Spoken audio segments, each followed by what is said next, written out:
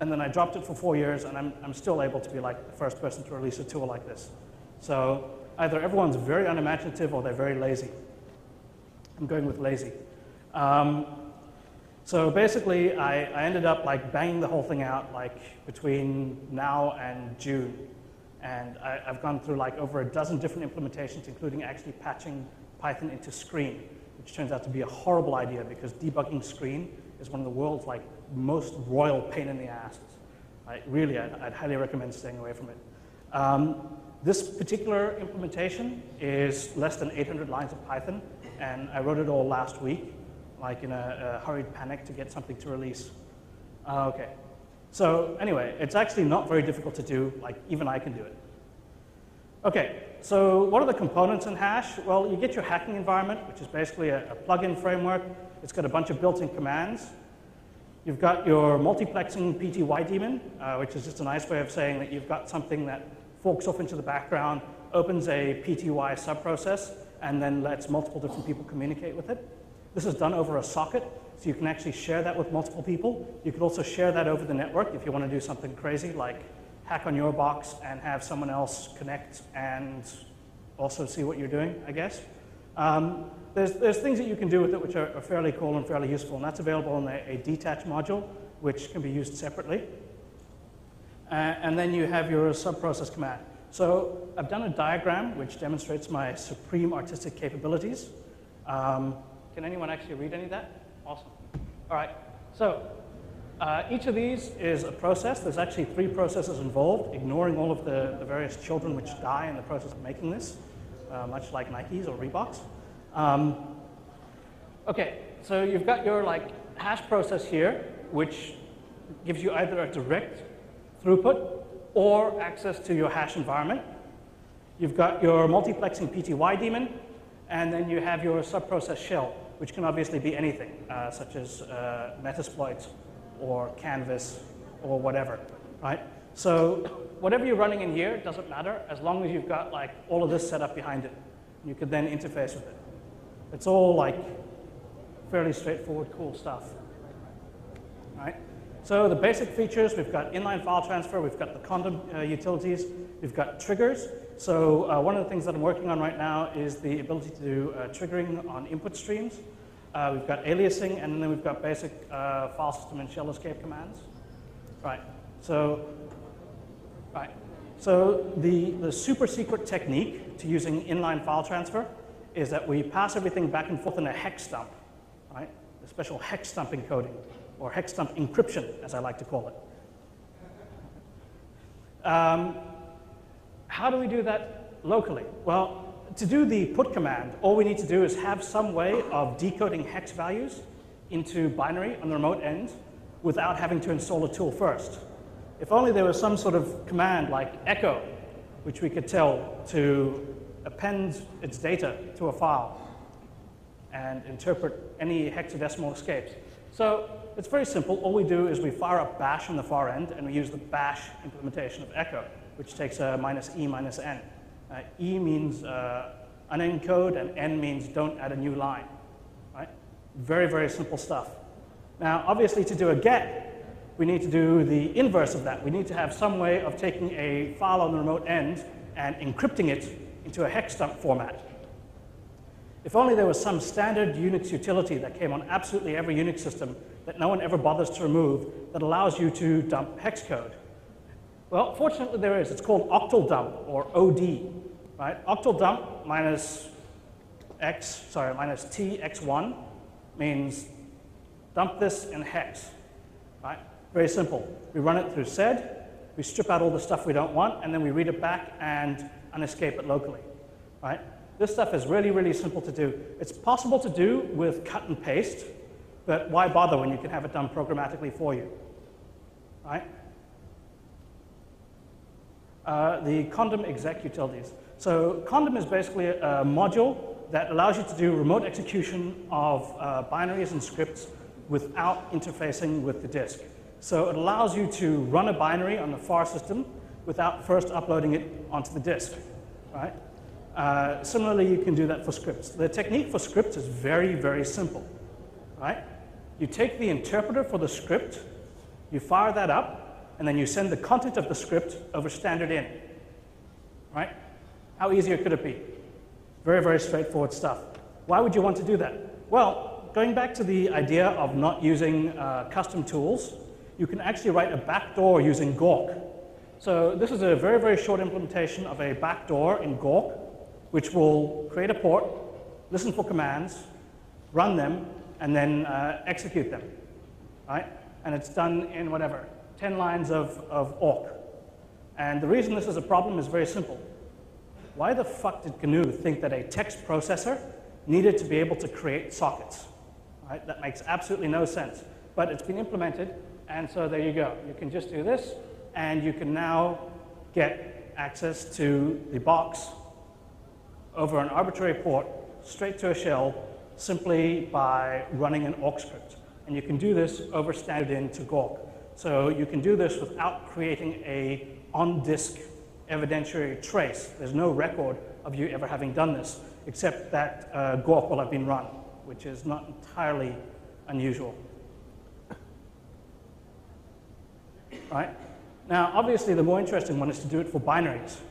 So how do we do it for binaries? Well, obviously, we need some sort of tool on the far end which will allow us to interact with a process space, to be able to modify and update the contents of a remote process space over the command line. Well, fortunately, there are such tools. They're called debuggers, and if you don't have them on the system, you can actually upload one using put without any problem. And furthermore, not only can you upload one trivially, it has a very, very limited amount of evidentiary value. So if someone pays a huge amount of money for a forensics investigation, and the forensics investigator comes back and says, well, it looks like they connected to ftp.gnu.org, and they installed GDB, right? That's going to be one really pissed off customer, right? That is not useful information. That's not going to get you any closer to sending someone to jail. So using common off-the-shelf tools is better than using custom tools. And if you can use GDB, you can use your custom tools, and you will not actually create an on-disk image. The problem is actually that I haven't re-implemented it in Python because I moved to a Mac from Linux. So that's going to take another week. Just for Andy up here, you can do this on Microsoft as well. There's NTSD, the NT system debugger, which is installed by default on every single Windows system. And you can do the exact same thing provided you have debug privileges, which is quite common. So I have an implementation for GDB. I'm working on an implementation for Win32 as well. But I really hate working on Windows, so that's going to take me a while.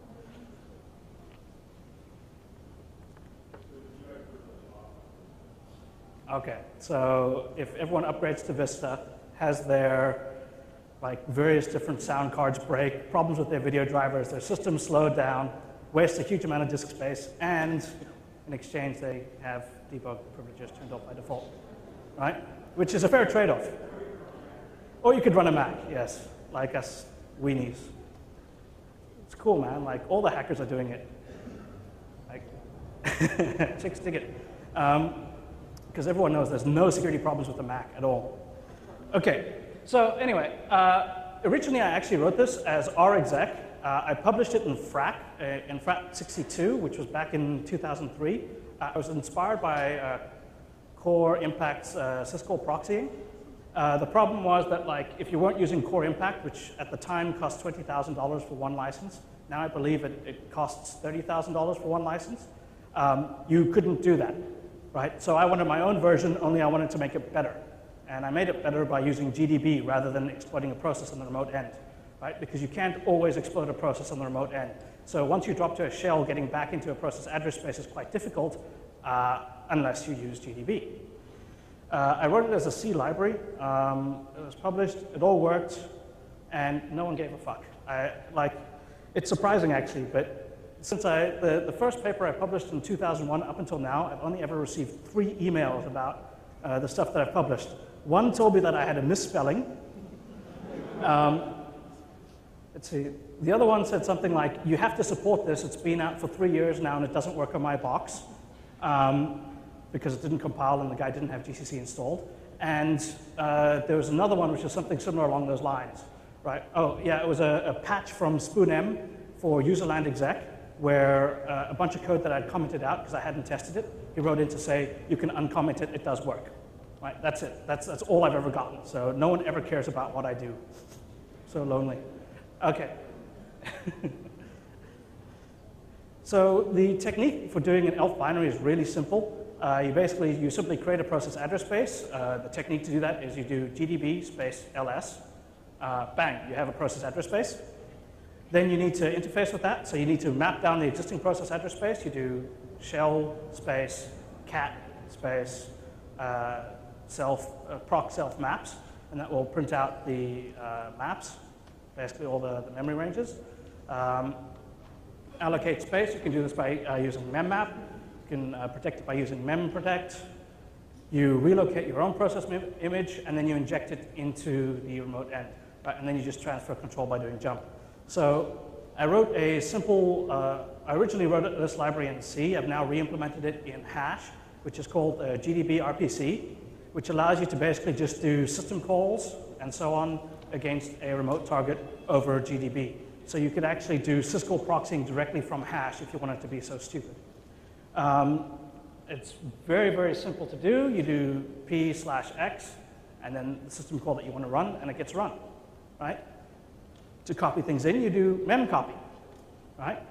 I mean, it's really, really simple. To set registers, you do $EAX equals whatever, and you set your register, right? GDB makes it very, very easy. And to set values, you have to do this slightly complicated thing where you cast the address that you're trying to set into a value of the size that you're trying to set, like an int or a short or a char or whatever, and then you assign a value to that, and you dereference it at the same time, which is a bit annoying. Okay, so that's like basically the condom utilities. So condom exec, which works for scripts sort of, but will soon work for binaries. The next thing I'm working on implementing is triggers. The problem I have with this is that the performance impact is absolutely massive. The idea is that you want to have something running in your environment that is monitoring the output stream and will test regular expressions against what comes back. And when certain regular expressions match, or trigger, if you will, it will automatically run commands on your end. So in theory, you should be able to set it up so that every time you SSH into a box that you own, it will do check vars and clean logs and unset hist file. That way you don't need to remember to do all of these things every single time you log into a box, right? So fundamentally, this makes it a lot easier because you can forget about doing things that you should do and have your environment do them for you, okay? That's the idea. In practice, it cranks to 100% CPU utilization because you're doing a regular expression with absolutely everything that comes back. So I'll have to find some way of doing that slightly better. Right? Aliasing, basically, like the issue with aliasing is that what you want to be able to do is have a small command that you can remember to run that will run a whole bunch of commands in the far end for you. So you won't have to remember how to do absolutely everything. You just alias it locally, and then you will always have it on the far end for you. I'm still unsure on how to go about implementing this properly. I'm not sure whether I want to have aliases have access to the hash environment or not. Ideally, what you'd actually want to have is the hash environment would be something along the lines of a shell, which would actually have like full Alexa and parser and everything, and it would actually like allow you to interact programmatically at a scripted level without having to write Python, that you could just have like plugins that you could run or scripts that you could run and so on. So there are things that like need to be done, and aliasing like ties into some of them, which is basically how to expose the hash environment to other scripts or processes. And then very simple miscellaneous commands that have been implemented, such as log, where basically all of the session content that you have is written out to a log file. That's quite useful. It means that you can actually have a log of all the shit that you're doing, and then you can go through and grep through that later for things that you might have missed. Cat, which I mentioned already. You've got CD and CHDIR, which are the same thing. They allow you to move around. They allow you to take your hash environment and move its current working directory. And you also have a shell escape, where you can do bang and then shell commands, which will run locally. So you can actually interface with your local shell, right? So the implementation is quite straightforward. It was all done in Python 2.4 or higher.